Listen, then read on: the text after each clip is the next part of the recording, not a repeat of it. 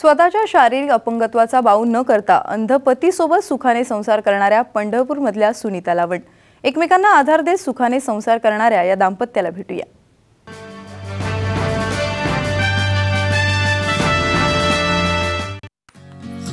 या आहेत सुनीता लावंड। सुनीता स्वतः अपंग आहेत, मात्र या शारीरिक अपंगत्वानं त्यांचं कधीही खच्चीकरण केलं नाही।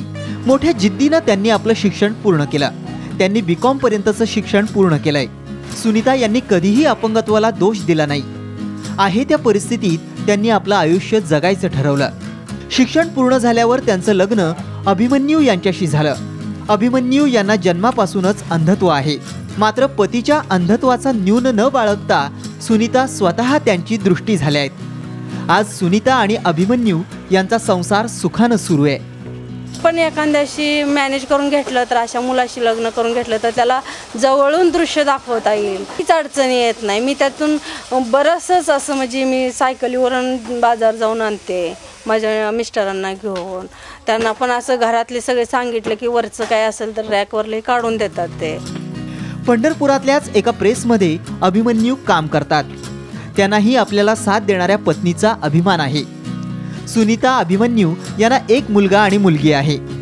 या चौकोनी कुटुंबाच्या सुखाचा पाया हा समाधानातच आहे असं अभिमन्यू यांना वाटतं। त्या व्यक्तीने मला स्थळ आणलं होतं की त्यांनी विश्वास निर्माण करून दिला की हे तुला स्वीकारेल।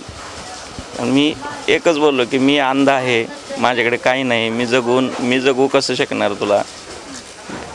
तर मग तिने सांगितले की मी तुम्हाला सांभाळून घेईन, तुम्ही जरी नाही काम केलं तर माझी जगवण्यात ताकद आहे। मला कौतुक वाटतं की मला एवढं ती सांभाळून घेते। त्यांना एक सामाजिक जाणीव आपल्यामध्ये असावी आणि समाजाचं काही कर्तव्य असतं। ज्यावेळेला आपण शून्यातून विश्व निर्माण करतो त्याला समाजामधल्या अशा घटकांना पुढे नेण्याचं जबाबदारी प्रत्येक नागरिकाची आहे आणि त्याचंच एक कर्तव्य म्हणून आम्ही हे काम पुरं करत आहोत।